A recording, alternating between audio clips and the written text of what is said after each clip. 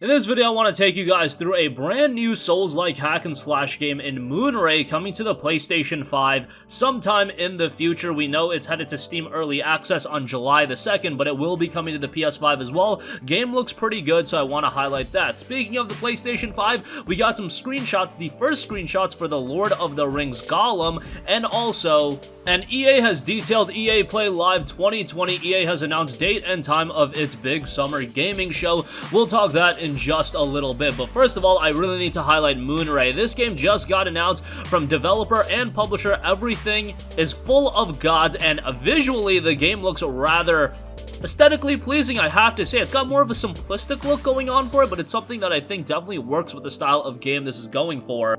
Nonetheless, the Steam page has a lot of information about the title. The early access version will launch at a $9.99 price point, with further price increases planned as development continues until a projected full release in summer of 2021. It'll only support English text and voiceovers at launch, but will add support for Spanish, French, Dutch, and German in the future. The Steam page notes Moonray is a surreal third-person action RPG set in a fantastical sci-fi universe featuring intense Souls-like combat, stunning visuals, and a world-class soundtrack. Battle your way through a beautiful and deadly world to recover the sacred element and regain control of the planet.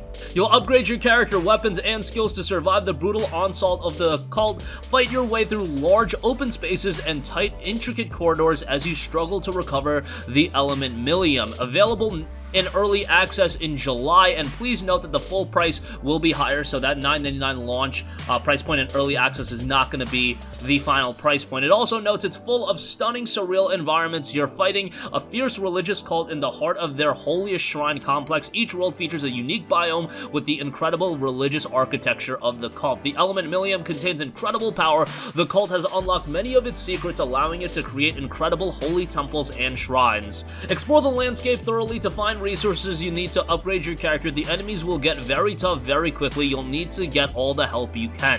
Beams are spread throughout the enormous levels, allowing you to fast travel to any beam you've already discovered, so it does seem like it's a little bit more open than a typical Souls-like game.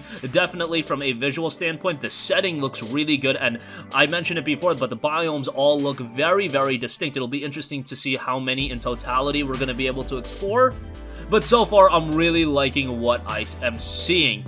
The story is pretty in-depth. The being Iltar unlocked the secrets of the element Millium. Mastery of the element gave her godlike powers, but it was never enough. Over the centuries, she completely conquered the galaxy, looking for every source that she could find. Channeling the awesome creative force of the element allowed her to mold planets, craft solar systems, and create new life forms. She dominated the stars and reigned supreme for millennium after millennium, but in one of the many worlds she had long forgotten about, a civilization stirred. Discovering the incredible possibilities of the element, they came to worship it and remember this creator that had shown them its true potential. A cult arose as thirsty for Millium as Iltar herself. Using the sacred element to mold themselves in the image of their god, they sought to gain the same power she had long ago unlocked. Eventually, she awoke from her divine slumber. She sensed her control over the element was slipping. Someone was looking for her, and traveling to the cult's homeworld, she soon found herself trapped, imprisoned, and worshipped as a god by the masses. While the high priest and his acolytes attempt to uncover her secret, she was helpless. Although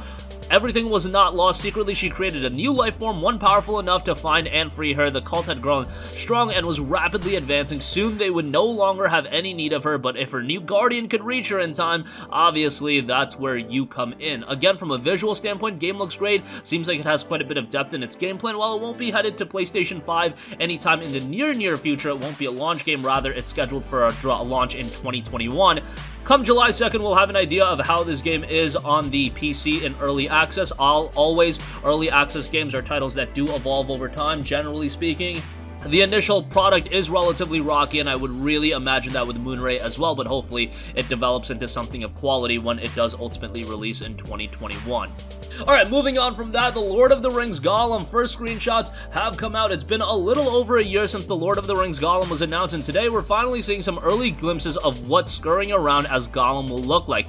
The screenshots, which were released as a part of a GameStar preview, show some of the game's environments along with player character Gollum. Although the game is based on the Tolkien books rather than the film, Gollum does somewhat resemble the design seen in the Peter Jackson trilogy, albeit with longer hair and shinier skin. Good to know that he has been moisturizing, as noted by Eurogamer. Although there's little information about how the mechanics will work, judging by the screenshots, there's going to be a fair bit of stealth required, and I think that was the general expectation when this game was announced, along with some nimble navigation of Mordor's mines and forges. As a prequel to The Lord of the Rings, it takes place before Gollum encounters Frodo, although exactly what he gets up to in this game remains a mystery. The abundance of spiders in the screenshot may suggest another encounter. It is being developed by Daedalic Entertainment. Those guys are pretty talented. Let's pull up what they've done in the past, but they've done quite a few other titles, from Deponia, Goodbye Deponia, all that franchise, The Dark Eye, the Whispered World series, Edna and Harvey, so very much story-driven experiences, and now they're working on something a little bit more grandiose with this Lord of the Rings Gollum title. However, the screenshots do look rather good, and the visuals look pretty stunning, all things considered, so excited to see that on the PlayStation 5, Xbox Series X, and PC sometime in 2021. Lastly, it seems like summer is going to be rather busy for game reveals and announcements. We already know the Game Summer Festival, and also EA will be coming back with EA Play Live 2020. EA announces date and time of its big summer gaming show. Gaming giant Electronic Arts has announced more details about its upcoming summer game showcase. EA Play Live 2020 will be held on Thursday, June 11th, and it'll be completely digital. The show will stream on EA.com and other sources, including spots like GameSpot and things of that nature, with the event kicking off at 4 p.m. Pacific Time and 7 p.m. Eastern. They also did drop an official logo. EA Play Live is traditionally an extension of EA's previous EA Play events that were held surrounding the E3 gaming show. Obviously, you guys know what's going on with that. EA is also going to have its presence known at the Summer Games Festival. As a part of that, I should say, it's not like it's one singular event. Nonetheless, EA has not provided a schedule of events so far, but that information should come in due course. EA's previous EA Play event stretched out for multiple days, with fans and the press alike invited to gathering to play upcoming games, watch presentations and tournaments, and hear directly from the developer. EA's list of confirmed titles at 2020 at this point is a little bit sparse. Its usual slate of sports games we know are coming: FIFA 21, Madden 21, NHL 21. As far as what other games are going to get announced, it is believed to be launching a new sports game soon, while there are also rumors of a smaller, more unusual Star Wars game from EA Motive. A new Battlefield game is also in development, scheduled for 2021, so it'll be interesting to see how that shakes out. But at this point, we don't know a lot of EA's plans for 2020. You would have to think that they're going to be dropping some games that will be cross-generationally released on the PlayStation 5, PlayStation 4, Xbox One, Xbox Series X.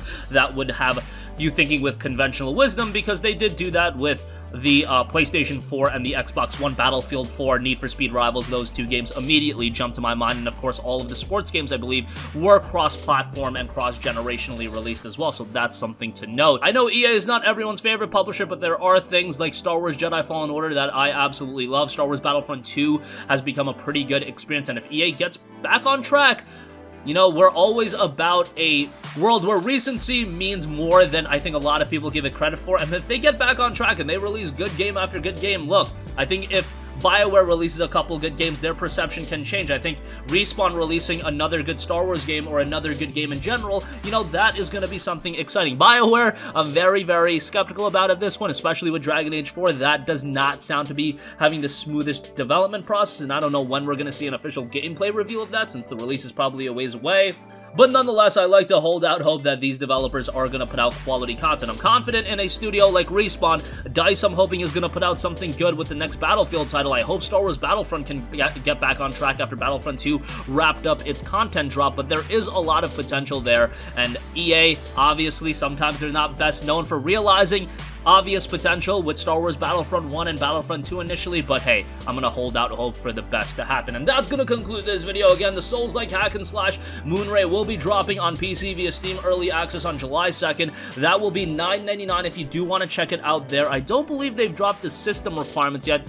They have, but they don't go super in-depth on it, so we don't have a clear indication on how hard it is gonna be to run. But given that it's not gonna be released on PS4 and X1, that is rather interesting. Lord of the Rings Gollum gets its first screenshots, and that's looking pretty good, and EA Play Live 2020 will be happening this summer, and it will be kicking off on Thursday, June 11th, completely digital. That's going to conclude this video. Sound off with all of your thoughts in the comment section down below.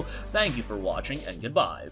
Hey guys, we hope you enjoyed the video, and if you did, make sure to hit the subscribe button, and if you're already subscribed, do us a favor and hit the bell icon. This way you'll be notified whenever we post a new video. That's the best way to keep up with all of our uploads, and we usually try to upload 2 videos a day. And with the bell icon hit, you'll be notified whenever we do upload a video. As always, thanks for watching.